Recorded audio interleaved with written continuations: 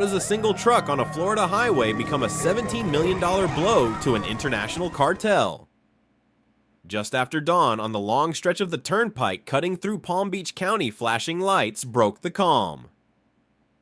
Troopers closed in on a white Kenworth semi-truck hauling produce, or so the paperwork claimed. Helicopters circled overhead. Within minutes, the quiet hum of traffic turned into a scene straight from a crime thriller, officers in body armor, guns drawn, and one man frozen behind the wheel. Behind that scene lay months of intelligence surveillance and coordination between federal and state forces that turned an ordinary stop into one of Florida's largest narcotic seizures in recent memory. The operation, codenamed Sun Turnpike, was more than a drug bust. It was a chess move in a war stretching across borders, oceans, and digital networks. Acting on intelligence from the DEA's West Palm Beach field office, agents had tracked this vehicle from the Texas-Mexico border to the heart of Florida's logistics corridor. The truck's erratic lane changes, mismatched cargo papers, and false refrigeration manifests screamed cartel tactics. When troopers made the stop, the tension was surgical. A K-9 unit circled, sniffed, and froze its bark, confirming every suspicion. Beneath the produce sat something far deadlier. Strategically, this seizure marks a moment where intelligence, technology, and persistence collided. The DEA, working under President Trump's renewed border enforcement directive, has intensified highway interdiction as the cartels adapt to tighter southern controls. With maritime routes increasingly surveilled by drones and Coast Guard patrols, traffickers have turned to America's highways, the arteries of legitimate commerce, to move their white gold. Florida's turnpike linking Miami to the entire southeast has become their chosen route, but this time they were outmatched.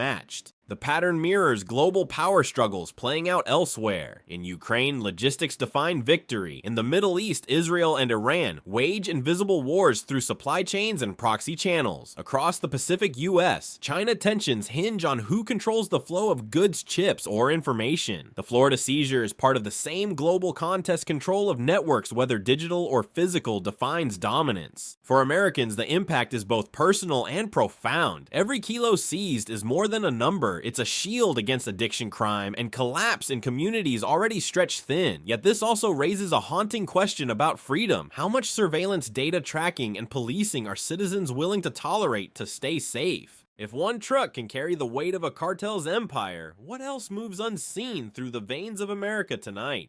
The operation's breakthrough didn't happen overnight. It began quietly months earlier in the DEA's West Palm Beach field office, where analysts tracked patterns in cargo manifests that didn't add up. A small transport company listed inconsistent weights, vague destinations, and payments routed through shell accounts in Nuevo Leon and Tamaulipas. To veterans of the trade war against the Gulf Cartel, those details spelled one thing: a hidden pipeline. Agents called it the Cartel Highway. From the Mexican border to Florida's distribution hubs, bulk narcotics were being disguised as agricultural freight. Each semi-truck became a ghost on the radar, harmless to the naked eye, deadly beneath its floor. Using satellite data and license plate recognition systems developed under joint DEA Homeland Security programs, task forces tracked a specific white Kenworth rig. The data trail showed it refueled only at prearranged gas stations, avoided way stations, and used burner phones for dispatch, hallmarks of cartel logistics. By the time the vehicle reached Florida's turnpike, coordination between the DEA, the Florida Highway Patrol, and federal aviation assets was seamless. Real-time updates flowed between ground units and surveillance drones circling from above. In Washington, the Trump administration's Homeland Enforcement Directive had redefined cooperation between local and federal agencies, pushing for aggressive interdiction across domestic highways, treating them as internal borders. The doctrine paid off.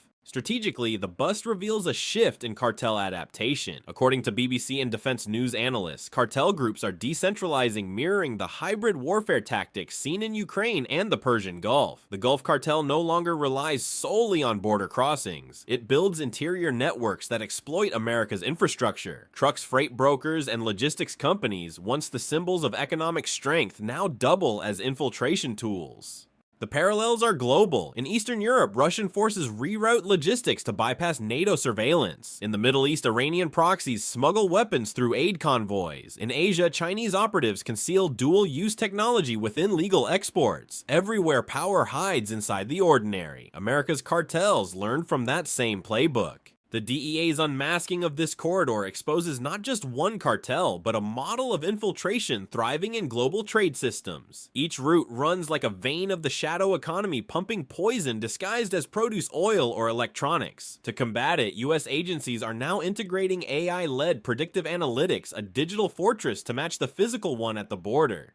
Yet even victory comes with its price. More checkpoints mean more surveillance, more data collection, and more questions about civil liberty. Is the cost of freedom now measured in how much privacy Americans must surrender for safety? As investigators pulled open that truck's door on the turnpike, the war on narcotics transformed again from borders to bytes, from deserts to data. The cartel highway was no longer invisible. It had a name, a map, and a target. When agents breached the trailer's undercarriage, the metallic echo of crowbars against steel announced a discovery few would forget. Inside the false floor, expertly welded and greased to evade detection, lay rows of duffel bags, each one packed with bricks of cocaine. Industrial tape sealed the load. Axle lubricant coated every surface to confuse drug-sniffing dogs. This was cartel craftsmanship at its finest, ruthless, efficient, and precise. Each brick was color-coded red for wholesale buyers, blue for regional distributors, yellow for street-level dealers. A Jaguar emblem was stamped into every package, marking it as property of a Gulf cartel distribution cell operating out of Reynosa. DEA forensic labs in Miami later confirmed the cocaine's purity exceeded 90%, consistent with high-grade product from northern Mexican laboratories. The total weight, 173 kilograms, over 380 pounds, with a street value exceeding $17 million.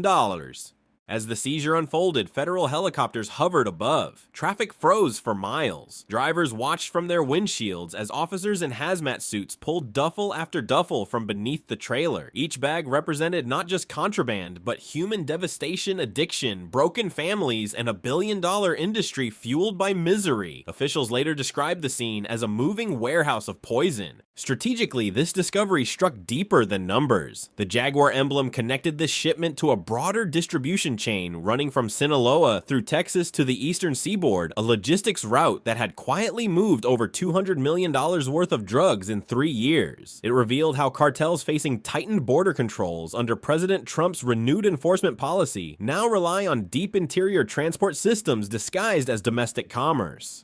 Defense news analysts compared the method to asymmetric warfare tactics adapt, infiltrate, disguise, like Russian cyber units masking attacks as civilian traffic or Iranian drone fleets hiding among humanitarian convoys. The cartels have weaponized ordinary trade. The United States in turn now treats these narcotics corridors as hybrid battlefronts fought with intelligence algorithms and precision policing. The parallels abroad are stark. In Ukraine, each supply truck to the front lines carries the difference between survival and collapse. In the Israel-Iran standoff, hidden cargo means missiles or sanctions. In America, it's cocaine wrapped in wax moving through highways under daylight. All are wars of logistics fought beneath the surface of normalcy. The human impact is equally sobering. Every brick of cocaine seized means fewer overdoses, fewer children drawn into addiction, fewer lives destroyed. Yet the same technology that enables these victories, surveillance drones, satellite tracking, facial recognition, walks a fine line. Freedom is safer today, but is it freer? In the undercarriage of that truck, agents found more than drugs. They found a mirror reflecting the modern battlefield, one where enemies no longer wear uniforms and wars are waged in silence beneath the wheels of commerce.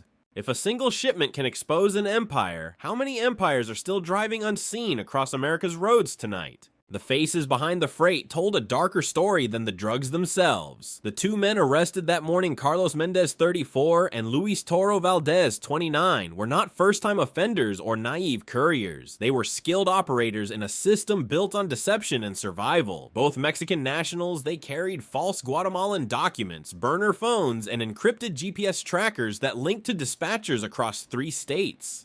Federal records revealed that Mendez had been deported in 2018 for narcotics trafficking and re-entered the U.S. illegally through a smuggling corridor in Arizona. Valdez had prior connections to a logistics firm under federal investigation for laundering cartel profits through cryptocurrency. To the DEA, these men were not just transporters, they were the living extensions of a multinational criminal enterprise. As they sat handcuffed by the side of the highway, their silence spoke volumes. Agents found ledgers hidden in the truck's cab detailing deliveries delivery schedules, drop-off coordinates, and coded references to shell companies registered in Miami and Houston. Each one traced back to Mexico's Cartel del Noreste, a brutal offshoot of the Gulf Cartel known for its paramilitary structure and advanced financial network. Strategically, their arrest gave investigators the missing link between narcotics logistics and money laundering operations spreading across state lines. The seized documents pointed to a series of companies operating under the guise of agricultural exporters, funneling payments through unregulated digital wallets. According to BBC and Al Jazeera reports, this method mirrors similar schemes used by global criminal syndicates in Asia and Eastern Europe, where cryptocurrency transactions blur the line between commerce and crime. The U.S. Attorney's Office in Miami quickly filed federal charges for conspiracy to distribute narcotics trafficking of controlled substances and illegal re-entry after removal offenses carrying potential life sentences. ICE lodged detainers to prevent release, citing both men's involvement in transnational organized crime. The political dimension soon followed. Under the Trump administration, the Department of Justice has emphasized zero tolerance for cartel re-infiltration, treating illegal re-entry tied to narcotics as an act of national security breach. Washington insiders describe this as part of a broader Homeland Shield doctrine, which redefines the domestic drug war as a front in America's global defense strategy. Analysts from The Guardian and DW noted that this approach aligns with how modern powers are redefining internal threats. Just as Ukraine defends its infrastructure from cyber and covert sabotage, or Israel targets underground weapons tunnels, the US is turning its interior highways into active battle zones, defensive corridors where every stop could prevent catastrophe. For ordinary citizens, these arrests highlight a grim truth: the front lines of America's security are no longer distant deserts or foreign seas they run through its own highways. The war on drugs has merged with the war on infiltration. But as Florida celebrates its victory, one question remains. How many more Carlos Mendezes and Luis Valdezes are still out there, blending into the freight lines of a nation that never sleeps? What began as a roadside bust quickly evolved into a digital manhunt, a battle fought not with guns but with algorithms. Within hours of the seizure, federal cyber units traced the truck's GPS logs, satellite pings, and encrypted messages stored on its black box. What they uncovered was staggering: a network of cryptocurrency wallets, cross-border wire transfers, and anonymous shell accounts linking Florida, Texas, and northern Mexico. The intelligence gathered from Operation Sun Turnpike opened a new chapter in the DEA's war, the war for digital dominance. Agents discovered that cartel financiers were laundering millions through crypto exchanges registered in offshore havens and US-based fintech apps operating without federal oversight. According to Reuters, the DEA and Treasury Department have since classified crypto laundering as a national strategic threat, placing it on par with state-sponsored cyber warfare. The DEA's Financial Crimes Task Force used forensic blockchain tracing tools similar to those used by NATO cybersecurity units to follow the trail. It led to a cluster of transactions routed through digital wallets in Nevada and California, then converted into pesos via decentralized exchanges. The strategy mirrors tactics seen in other conflict zones: Russia's use of crypto to bypass sanctions, or Iran's covert funding of proxy militias through digital currency trades. The battlefield has gone virtual, and cartels are learning fast. Under President Trump's directive, the Department of Homeland Security authorized a joint intelligence sharing framework connecting DEA, HSI, FBI, and state police databases in real time. It's part of a broader counter-cartel initiative known as Operation Sentinel-Net, which fuses AI-driven analytics with traditional surveillance. Drones patrol highways, algorithms flag irregular cargo patterns, and field agents receive instant alerts. The system once used to track terrorist movements overseas now monitors American roads. Strategically, this fusion of technology and enforcement redefines the concept of homeland security. The Guardian notes that what was once a reactive policy intercepting drugs after entry has become predictive. Every intercepted text, every blockchain transaction, every suspicious freight route becomes part of a living intelligence map. America is no longer fighting the cartels at its borders, it's fighting them inside the code of its economy. Globally, this echoes the digitized warfare seen across continents. In Ukraine, drones and data-shaped battles. In Israel, AI predicts rocket launches. In China, surveillance networks track descent. The US is applying the same model, domestically fusing defense and data to secure its highways. Yet the ethical questions are enormous. When every truck, every driver, every transaction can be tracked, how long before every citizen is The human impact of this transformation is complex. The families spared from addiction owe their peace to data-driven vigilance, but the cost is an ever-expanding web of surveillance that tests the balance between freedom and safety. The algorithm never sleeps, and neither do the cartels trying to outsmart it. The DEA calls this the future of narcotics enforcement. Critics call it the birth of digital policing. Both may be right. If tomorrow's wars are fought with code instead of bullets, is America ready for what comes next when the enemy learns to hack freedom itself? By sunrise the next day, the turnpike was open again. Cars sped past the same stretch of asphalt as if nothing had happened, unaware that beneath those lanes, America's war on narcotics had just shifted course. At DEA headquarters in Miami, agents briefed Federal Command Operation Sun Turnpike had not only dismantled a multi-million-dollar shipment, it had crippled a vital artery in the Gulf Cartel's East Coast expansion. The celebration spread quickly through Florida's political halls. Lieutenant Governor Jay Collins praised the bust as proof that coordinated intelligence beats organized crime, while reaffirming the state's hardline stance under President Trump's law and order doctrine. In Washington, the White House hailed the seizure as evidence that America's interior highways were no longer safe havens for cartels exploiting post-pandemic commerce. For once, the numbers told a hopeful story. 173 kilos seized 2 high-value arrests, and intelligence cascaded into 5 new federal warrants across 3 states.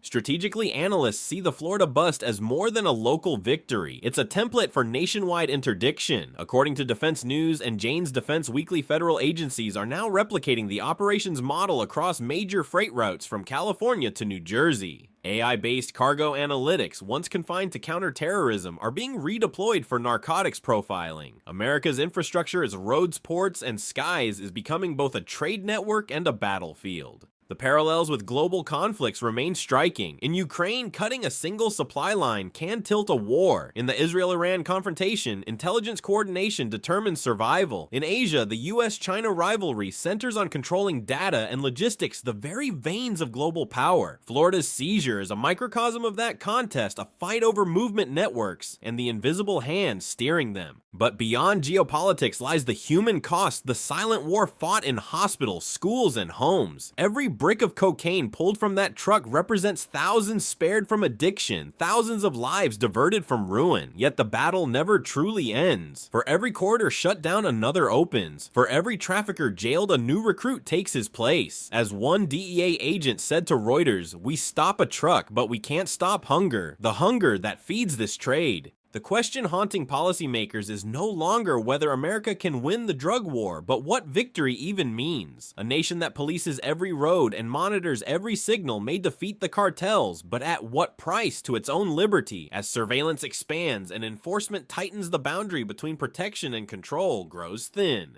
Still, for now, Florida stands as a line in the sand, a declaration that the United States will not surrender its streets to criminal empires disguised as commerce. Operation Sun Turnpike proved that coordination, speed, and willpower can outmatch the shadow economy. Yet the real test lies ahead, sustaining that vigilance without losing the freedom it was meant to defend. When the next truck rolls across America's highways, will it carry produce or another empire waiting to be unmasked? Operation Sun Turnpike exposed how deeply transnational cartels have embedded themselves within America's logistics networks. What began as a traffic stop on Florida's turnpike became a $17 million cocaine seizure that dismantled a Gulf cartel corridor spanning from Mexico to the U.S. East Coast. Through precise coordination between the DEA Homeland Security and state patrols, authorities uncovered 173 kilograms of high-grade cocaine hidden in a false truck floor, evidence of a criminal economy thriving under legitimate trade. Beyond the drugs, the operation revealed a digital battlefield, cryptocurrency laundering, AI surveillance, and real-time intelligence sharing, transforming how America defends itself. Under President Trump's national security-driven policy, the narcotics war has evolved into a hybrid campaign of data enforcement and deterrence. Analysts link it to global struggles over logistics and power, from Ukraine's supply chains to China's economic networks. The raid's success restored confidence in federal-state cooperation, but it also reignited debate over privacy and freedom. As technology tightens its grip on national security, America's challenge is to safeguard its people without surrendering